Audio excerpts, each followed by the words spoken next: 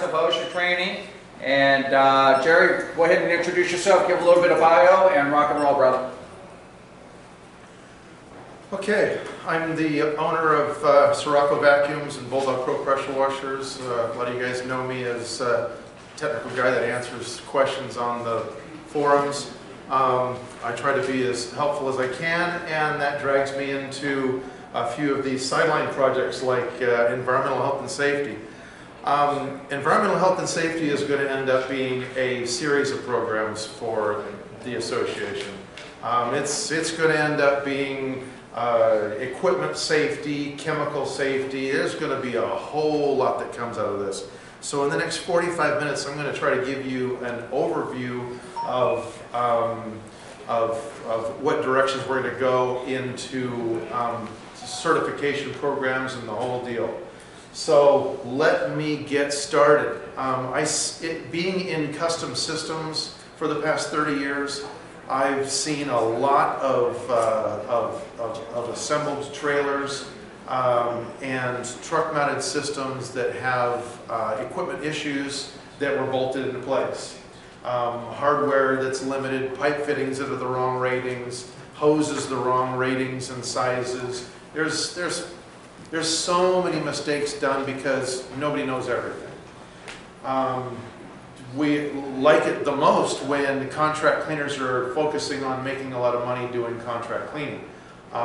When we equipment guys get the opportunity to cover all the other bases for you, then we feel whole. So let me get started on that note. Pipe fittings, I mentioned. I see a lot of brass pipe fittings that aren't really capable of handling much over 1,000 psi on systems as high as 4,000 psi. I see unloader valves being mounted on brass and wimpy fittings that cannot support the weight once you start bouncing them down the road. I see lots of potential disasters in things falling apart, and just because of engine-driven vibration and bouncing down the street on a trailer. We can't have equipment failure just because of choosing the wrong size pipe fittings. So, you know, when you start looking at equipment safety and reliability, you start seeing a lot of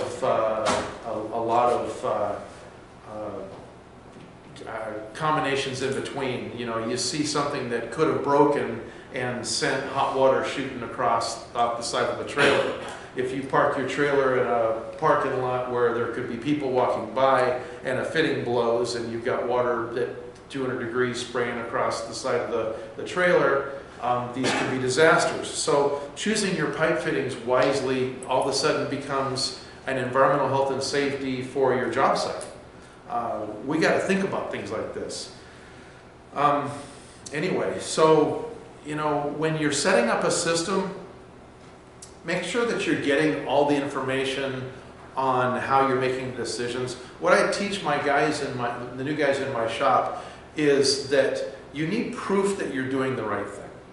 Before you bolt a fitting into place, before you screw a fitting into place, before you choose what the hardware is, you need proof that it's the right one. You don't want to guess, and you don't want it to be a gray area. You need proof that it's the right one. Bolting down an unloader on the side of a machine, you might want to bolt it down in a position that's away from the engine vibration. Another example of vibration issues is batteries. If you can put the battery away from the engine vibration, the battery's going to last longer. If you can put the battery off of the frame that's vibrating, you're not going to shake it apart as fast. Batteries fail fast enough, don't they? We don't need them to fall apart twice as fast just because of the location that they're mounted. On that note of vibration on frames, we see a lot of mufflers breaking off because of the vibration. Rigid mounting an engine and acting like you can keep it from shaking is It's just not happening. You're intensifying the shake in more defined areas by trying to hold it down. So, you know, look at the way things break on your existing equipment and your experiences with your older equipment, and integrate those experiences into how you bolt down the new stuff, because it doesn't need to shake apart. It doesn't need to fall apart. And we sure don't want it to fall apart in a way that can be dangerous to the user or anybody else. Pipe fittings, while I'm thinking about it, I've seen brass fittings and wimpy cast Schedule 40 fittings used on the intersection between the hose and the wand. No. Okay, first of all, it's going to rust away. Number two, it's going to crack from the pulsation. They can't handle the pulsation of the pressure in your pump systems, let alone are they not rated. You know, Schedule 40 pipe is only rated for literally hundreds of PSI, not thousands of PSI. So, you know, every time you take a wimpy pipe fitting and you put it right up against the trigger gun that you're going to stand next to for the next year while you're cleaning, just exactly what time of day and what day is it going to be that you get blasted with hot water. It's not a matter of if it'll fail, it's when it's going to fail and how bad it's going to hurt when it fails. So don't do that, you know. Always use the beefiest fittings where it makes the most sense for environmental health and safety. Choose tools that you know are going to be strong enough to endure. Okay? You don't go to Home Depot and buy the wimpiest pressure washer you can buy and expect it to live a long time. So why would you buy the cheapest pipe fitting that you can use to screw two pieces of two devices together when it could potentially come apart and hurt you? Don't treat yourself that way. Don't treat yourself with cheap. Cheap is a very temporary return. High pressure hose. God, I see a lot of dangerous situations with hoses out there. I understand that pulling a lot of hose when you're doing fleet washing makes you want to use single wire braid hose. But just remember that the safety aspect of having that hose blow and, you know, expose other people is an issue. You might want to have a leader hose between you, like you with the wand, and your 200 feet of single wire hose with maybe a little 4-foot or 6-foot whip of double wire braid hose, just so if it blows out, or when it blows out, it's not going to blow out right next to you. Okay? It's hard to think of everything, but when was the last time you saw somebody with a leader hose that was just simply there to protect them? Probably haven't seen that. Well, we need to start thinking that way. Environmental health and safety is a huge issue. I don't want to hear of anybody getting hurt, and I'm sure that you've already had your own little disasters that you won't talk about, because sometimes those mistakes that we make are embarrassing and we don't want to share that. We just want to get over it, put a better hose on there and move on, or whatever. But hose is just an enormous issue. There's kind of an interesting story about hose ratings, and I've spelled it out here a little bit. You know, back when I first started in the industry 30 years ago, the hoses were rated for 4 times burst pressure. So if you've got a single wire braid hose that was rated for, its burst pressure was found to be 12,000 psi, they would rate that hose for a working pressure of 3,000 psi, a fourth of that for the 4 times burst pressure. Okay, so then that was for when hydraulic shops were lucky to sell, you know, 50-foot pieces of hose. But then the pressure washer industry grew up and started buying millions of feet of hose a year from the hose manufacturers. They're going, yeah, we want to sell more hose. But then, you know, we come up with these 3,500 PSI pump systems, and the hose only said 3,000 PSI on it, so we got a liability problem on our hands. Well, if it's only rated for 3,000 PSI and it blows out and hurts somebody, then it becomes a lawsuit that drags a bunch of people in. So what the hose manufacturers did is they said, well, how about a 3 times burst rating? That's safe enough. So they just re-rated the hose to 4,000 PSI. Didn't change the hose, Nothing internal is different, nothing external is different. The steel grade is the same as it was. They make it the same way. They simply print a different hose pressure rating on there for you. Now you got 4,000 PSI hose. Well, let's go back to that hose rating. What's that hose rating mean? That means a maximum of 4,000 PSI. A maximum of 250 degrees. And by the way, it used to be 220 degrees. They just said, well, let's see, the pressure washer manufacturers, Landa and Nazi, want to sell a lot of this stuff and rate it for 250 for their steam option. So, yeah, 250 is good. So let's just restamp them.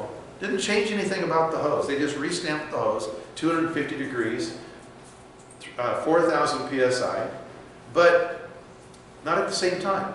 They're going to let you have your 250 degrees, but not at the same time as 4,000 PSI. You're supposed to not go over, what is it, 1,000 or 1,500 PSI, something like that, which was okay for the way they were selling pressure washers at the time. But now we got people that want to turn the pressure up to, 3,000 PSI at 230, 240, 250 degrees and act like that's okay with a single wear braid hose. I think this is getting dangerous. Okay? This is definitely getting dangerous.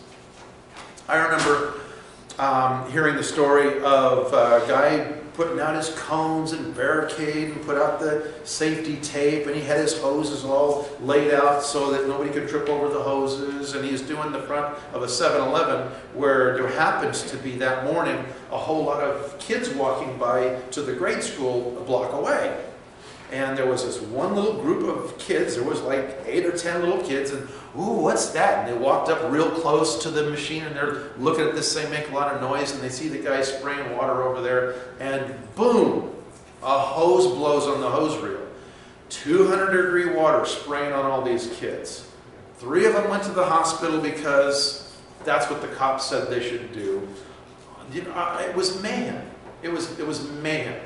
And it was horrible for the contractor. It was horrible for the 7-Eleven manager. I mean, it was horrible for everybody. It was a really bad day. Nobody really got hurt, but it was a whole lot of scared kids that got sprayed with hot water when they weren't expecting it. They shouldn't have been so close, but wait a minute.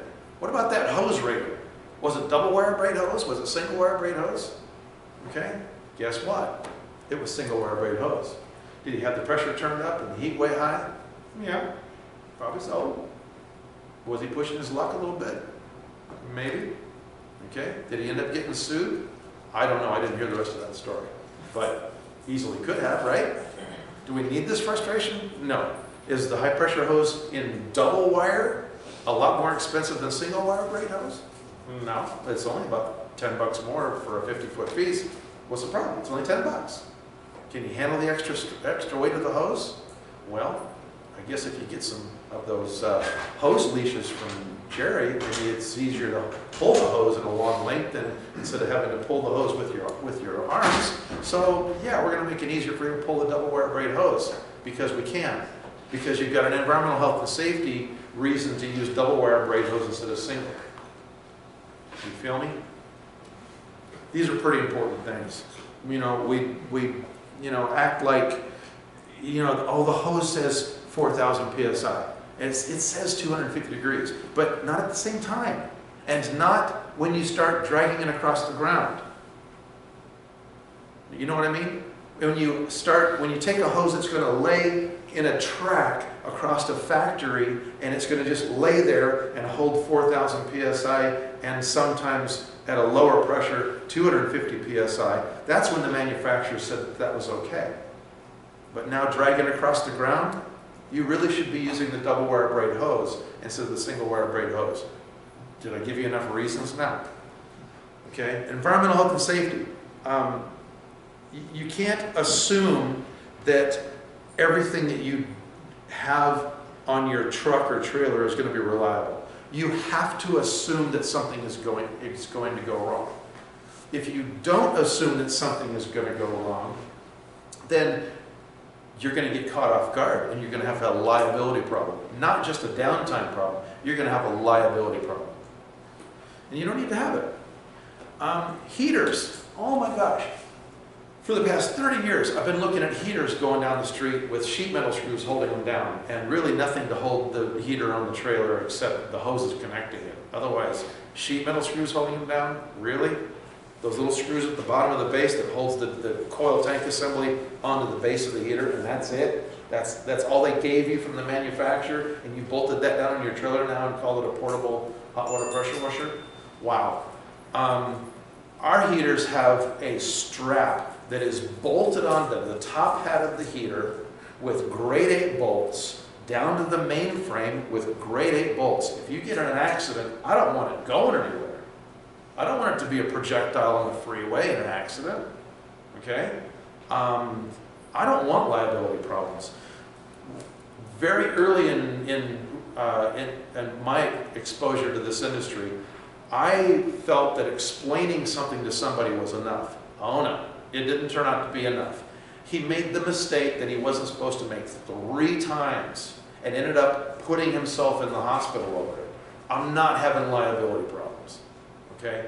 And when equipment that comes into our shop is given a checkup, we give it a safety check. We walk around the machine and make sure that it's reasonably safe. And I'm looking at your heater to make sure that there's something more than sheet metal screws holding these things down, okay?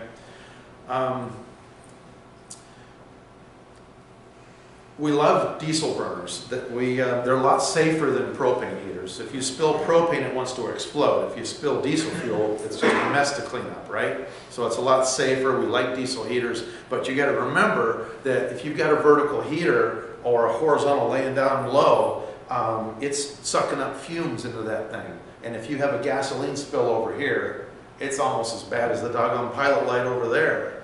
I mean, you're going to have fumes getting into that heater, and gasoline wants to explode like propane wants to explode. So mixing and matching portable systems that have fires and sucking them up into the burners, kind of exposure problems. I think we're going to have problems with spilled fuel eventually if you don't have a plan for controlling it. Okay? I want to see more fuel tanks under the bed of that truck, not up on top of the bed. I don't want to hear about stored fuel cans inside that enclosed trailer or inside that box van. You know, up on the tongue of the trailer, you can have a cabinet with that you can like a cage, okay, that can be assembled into that you can have your fuel cans in there. So you open the cage and grab your fuel cans, no big deal. If something spills, it's outside, it's not inside, and that worker bee that you have that smokes, he's not as big a problem. Okay? On the trucks and fuel tanks, it's surprising how, it's very nice, and nicely surprising how many fuel cells are available from truck manufacturers as retrofit for your box truck, your flatbed, your bigger trucks. There's a lot of fuel tanks available for these things. They want to sell you fuel cells that you can bolt in. Just buy the tank with the brackets and it bolts right in. Some of them are 30, 50, 60, 80 gallons. I mean, there's some nice big fuel tanks available that factory approved. They're already DOT approved. No questions. You just bolt it in, hook that up to your pressure washer, and in that nice enclosed box truck or enclosed trailer, you don't have to have any gasoline. Okay? The exposure problems of spilled fuel get pretty wacky. We don't need that exposure problem. We don't want downtime. We don't want rigs on fire. I mean, somebody lost a trailer in the past 12 months to a gasoline fire. I don't remember who that was, but one of the contract cleaners around seemed to have a problem with spilled fuel. We don't need that frustration.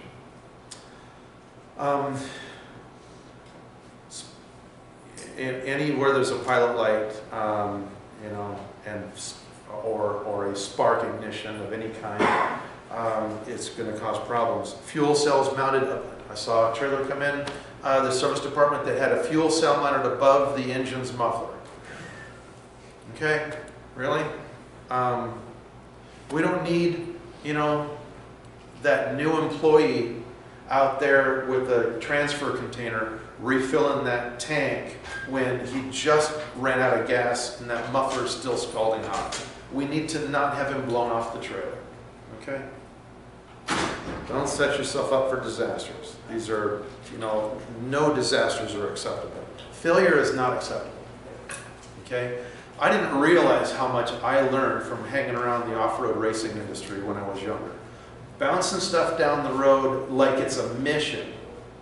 Fixing stuff in a hurry like it's a mission, okay? And making sure that all this stuff goes right because you planned ahead.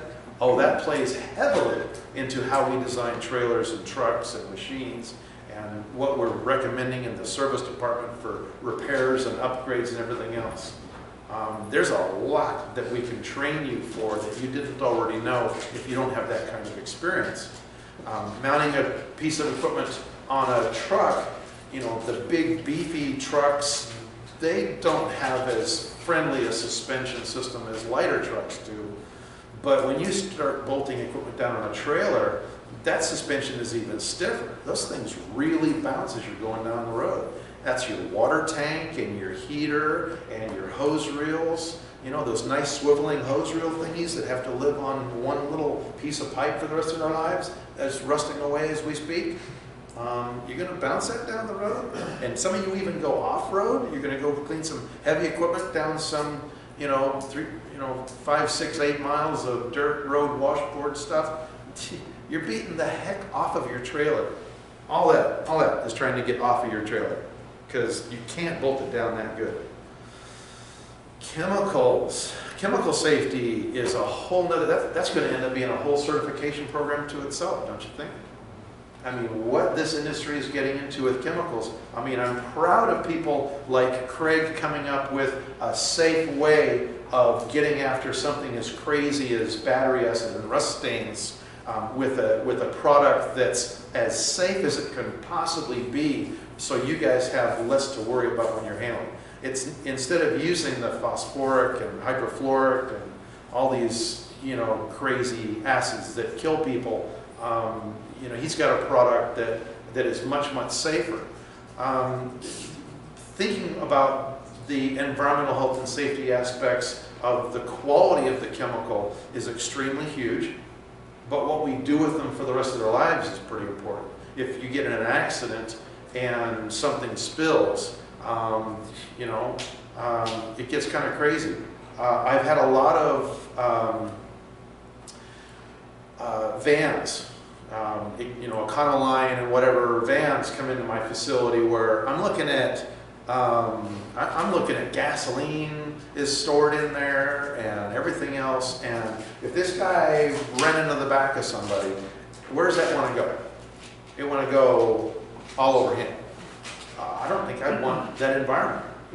I don't think I'd want that environment at all. So finding a fuel cell available from the factory that goes underneath that van, the reserve tank option, bolt that baby in, get that fuel pump on there, and only turn that thing on when your engine's running. No stored fuel, not even a fuel tank of gasoline inside that van. Fuel scares me. I digress. But chemicals, I'm in the process of setting up a system for a guy that wants to do house washing, and he wants his concentrate tank and his mixed tank and other tanks in that van. And I'm thinking, okay, I've got 2,000 pounds of liquid going in the back of this van now by design, plus all the equipment that he has. This stuff needs to be bolted down like really good. Okay, steel straps, grade 8 hardware. Do you feel me? Okay, grade 8 hardware. That means that it has not only a much higher tensile strength, and resistance to the pull, but it's also more resistant to shear. So if he ever got in an accident and ran into a block wall or somebody pulled out in front of him, if everything wanted to go that way, at least it would be more resistant, or maybe it wouldn't go as far, okay? So planning ahead for how beefy and abusable and earthquake proof, this is industry terminology, industrial equipment terminology for making things stay in place, is called earthquake proofing. Okay? We want to earthquake proof those tanks. And which tank you choose and which lid it has becomes a critical point when you have dangerous chemicals in there. Because I know on your way to the job site, you want that tank to be full, right? When you leave the house for the day, the tank's going to be full, okay? More accidents happen in the morning than they do in the afternoon. Make sure that the lids can endure a little bit of abuse. Don't choose the wimp. Don't buy cheap. Buy structurally sound, reliable, bulletproof, earthquake-proof. You feel me? Life is a test. It's a test of endurance and composure. The more you focus on how well you can solve problems before they happen, the more endurance you have. Okay? More safety classes. Okay? Ladder safety, roof safety, window safety. You know, that's obviously we already have classes on roof safety and ladder safety. There's some amazing educationals going on around the industry for these kinds of things. These should become complete certification programs. Okay, if you're going to have any exposure to having to climb on things and use pressure washers, you know, I want you to even think about which unloader you have on your pressure washer. If it kicks when you open the gun, get it off of there. Get a flow actuator unloader valve that gives you a soft start when you open that gun. So that if the new guy hasn't quite got his footing figured out on being on a ladder or being on a roof, he's not falling off the doggone roof in his first job or falling off the ladder. Okay? One of the first things we need to train new people for, one of the first conversations we need to have when we introduce ourselves to the other contractor in our neighborhood, or you're, you know, making friends in the association, or just walking on to somebody's job site in your neighborhood, one of the first conversations we need to have is about environmental health and safety. You know, I just want to let you know, if you don't already know, that there's associations where you can get training. There's online certification programs that OSHA has online that you can go to and teach your guys. We need to be safe. You know, we all need to have sustainable relationships with our job site.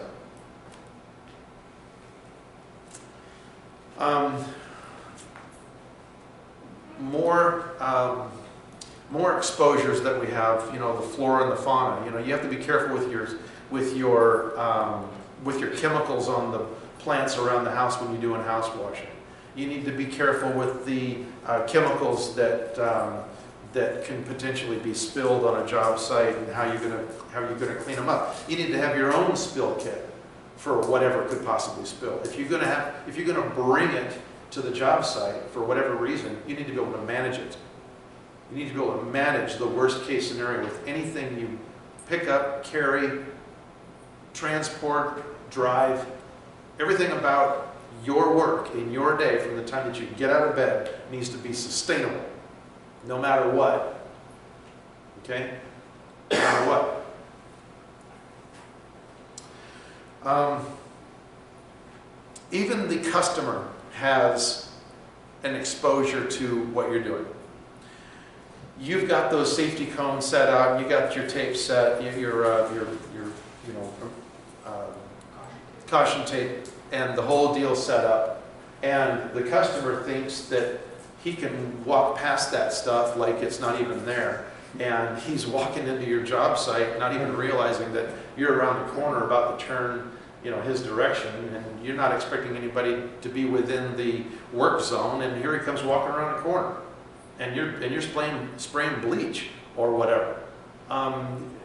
You need to think about every aspect of job site safety when you're using this equipment. When you're spraying chemicals, when you're using heat, when you're choosing your hoses, everything about it. The customer is concerned about liability issues. His employees, you know, what exposures is the employees going to have? You know, if you're going to be cleaning the side of the building over here, or the parking lot area or whatever on one side of the building, and it just so happens that their lunchroom has a patio area out the back side of the building, okay, you need to be aware that if you're spraying bleach or other chemicals over here, if the wind is blowing that direction, then you need caution tape across their door so they don't go out in the patio while you're spraying on this side of the building. You have an exposure problem with his employees. You need to remind yourself to think about these kinds of things. You need a list of things to do before you even get to the job site, don't you? You know, what are the safety aspects of every job site that I need to be concerned with, like it's a checklist? In fact, this certification class in job site safety is going to end up handing you a BMP checklist that you bring with you before you even do a quotation for your customer. Because if you have to do all this other special effort stuff in the process of your job, isn't that costing you more time and money?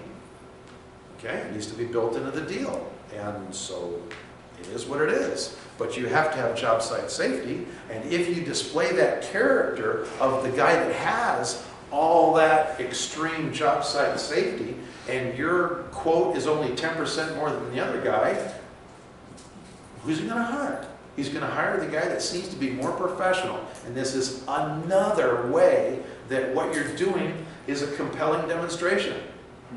It's a compelling demonstration of professionalism, isn't it? We're not rinse-off people. We're environmental cleaners. You're pollution relocation specialists. You're not just rinse-off guys. You know, we don't include the guy that bought a machine at Home Depot and put it on a little 13-inch wheel trailer with a tote for water supply. We're not. This is a different. This is the real deal. We're the real guys. But in every way that you can display the character of this professionalism, including how you're managing environmental health and safety, this closes deals, guys. Preach it. Right on. Okay. Passers-by. I mentioned the example of the kids walking by. You have to have a safe zone marked off around your equipment. You have to have, and that safe zone, if you're spraying chemicals on a house, for example, or a building, you're doing a bleach spray. I mean, the wind can carry this stuff a long way, and it's a dangerous product. It is what it is. You have to manage it.